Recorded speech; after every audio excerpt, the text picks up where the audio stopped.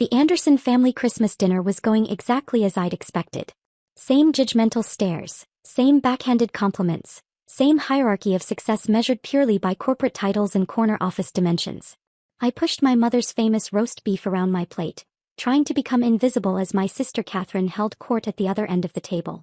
So then the CEO himself said my presentation was revolutionary, Catherine announced, her voice carrying that familiar note of superiority. That's why they fast-tracked my promotion to senior vice president at Morgan & Pierce. That's wonderful, darling. Mom beamed, topping off Catherine's wine glass. Isn't that wonderful, Daniel? Dad nodded proudly. Always knew you'd make it big, Katie. Following in your old man's footsteps. I took another sip of wine, remembering when Dad had said the same about me. Before I'd quit my prestigious position at Goldman Sachs to start my own consulting firm. Before I'd become the family disappointment. What about you, Olivia? Aunt Susan turned to me with fake concern. Still doing that, what do you call it? Independent strategic consulting, I supplied, straightening in my chair. Actually, my firm just landed a major dash. Oh, honey, Catherine interrupted, laughing that perfect corporate laugh she'd perfected. Still doing that silly consulting?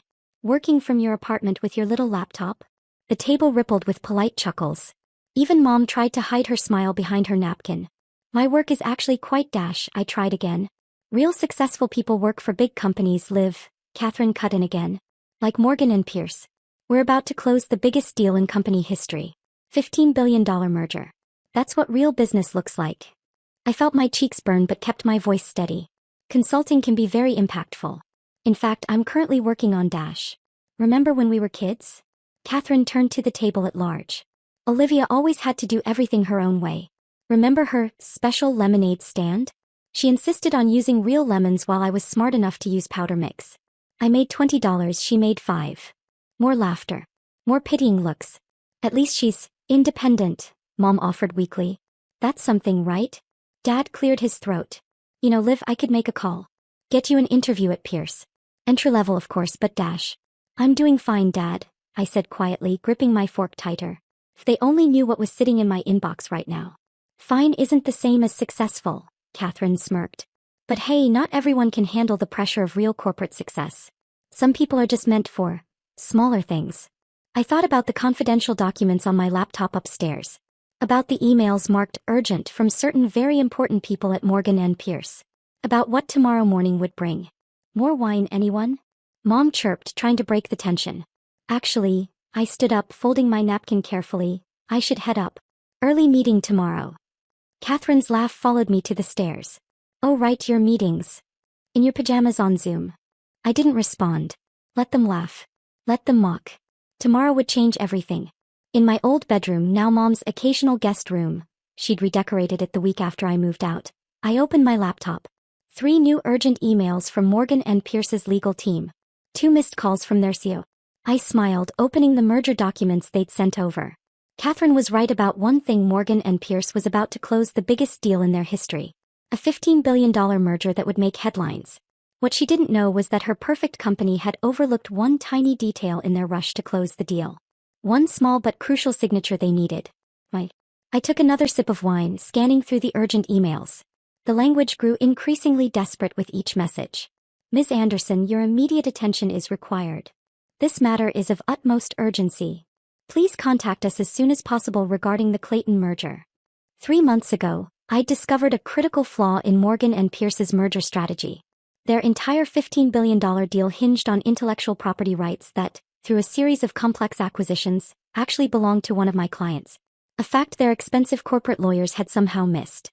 My phone buzzed. Catherine's voice carried up the stairs, still holding court at dinner. Of course, being SVP means I'm integral to all major decisions. I opened my laptop's hidden folder labeled Project Phoenix, named after the mythical bird, not the city. Inside were months of research, documentation, and correspondence that proved exactly how integral Catherine really was to this deal. A soft knock at my door interrupted my thoughts. Dad entered, carrying a slice of Mom's apple pie. Thought you might want dessert, he said, setting it on my desk. He lingered, looking around the room that no longer held any trace of my childhood.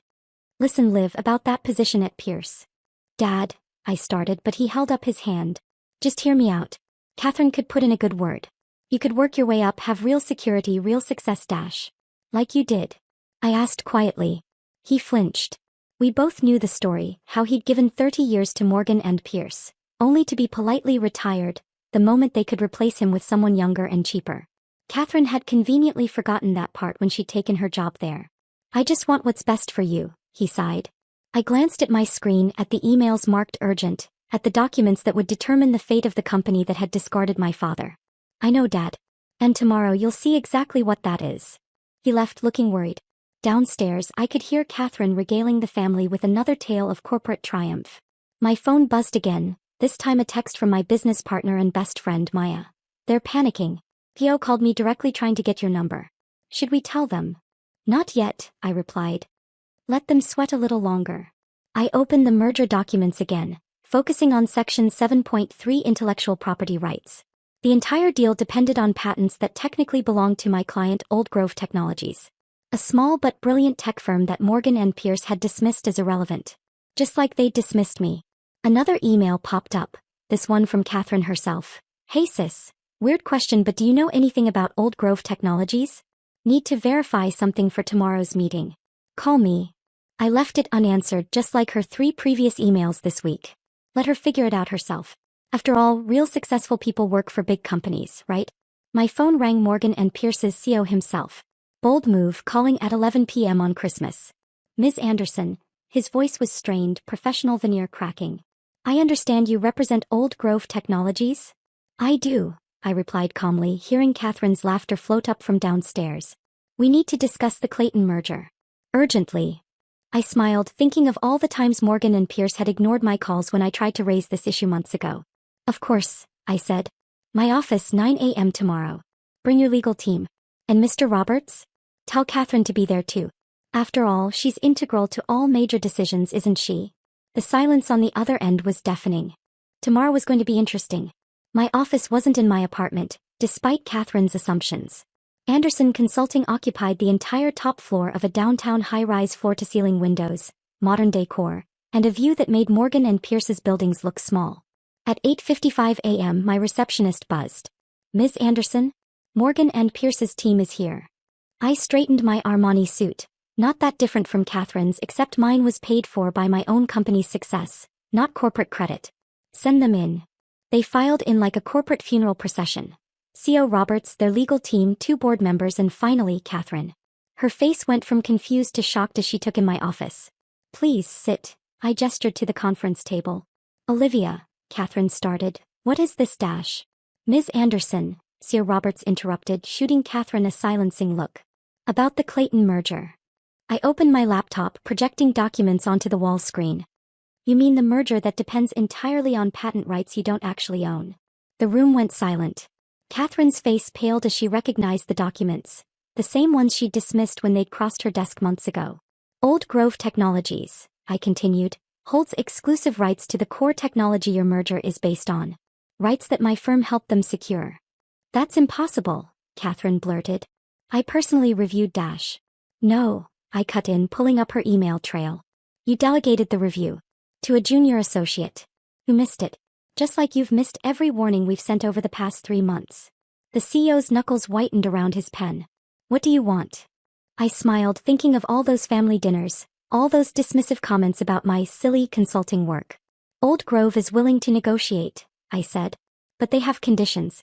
Starting with a complete restructuring of the merger terms. For the next hour I outlined the new terms.